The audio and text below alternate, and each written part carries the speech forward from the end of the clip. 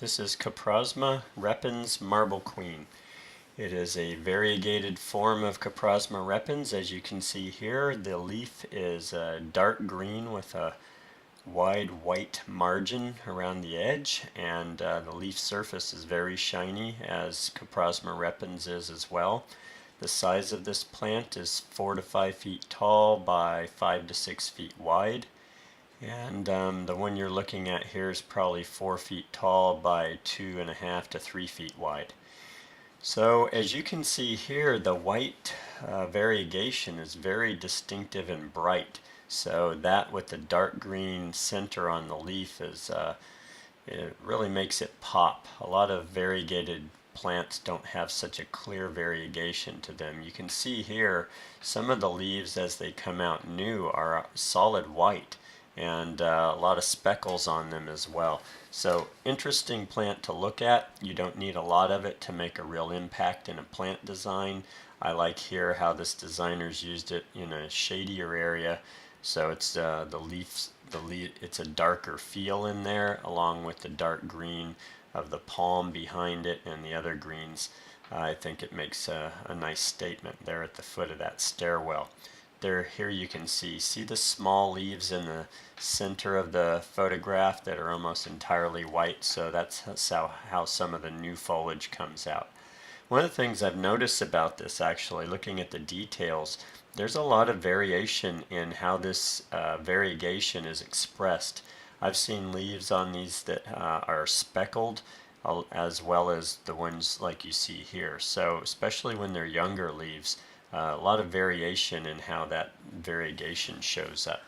But as you can see here, it's a nice distinctive plant. You don't need a lot of it to make a nice impact. It's like having white flowers blooming. There's so much white on the plant.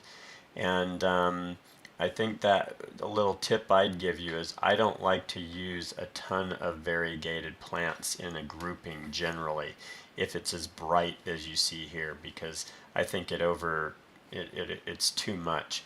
When you have this much white, it can just be screaming at you, and then you don't enjoy any of the other plants around it because there's too much going on. The combination of white, and it's also splattered in there, so it's busy, and the combination of the two in a big massing for me is a little too much.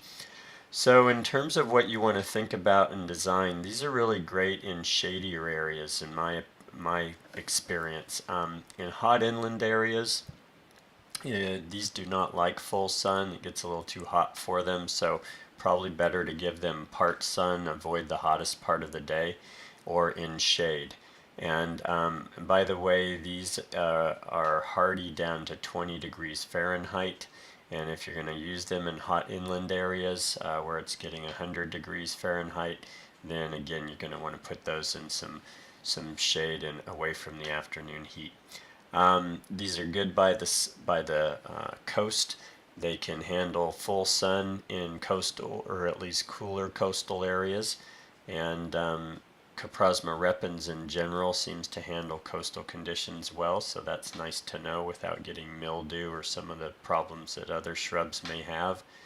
And I would say that that's about it. Oh, they do like regular garden moisture. They can take a little drying out, but in general they're going to do their best. As you can see here, look, it's sitting there with some nice lush ground cover and a fern, and it's very happy. So I would say regular garden moisture is going to be best for these guys.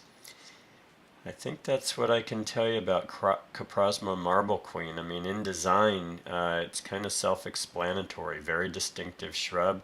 By the way, the flowers are insignificant on this one, not that it matters, but you don't need much more than this show on the foliage. So that's a really nice one to have in your design arsenal. So enjoy that one if it works where you're at.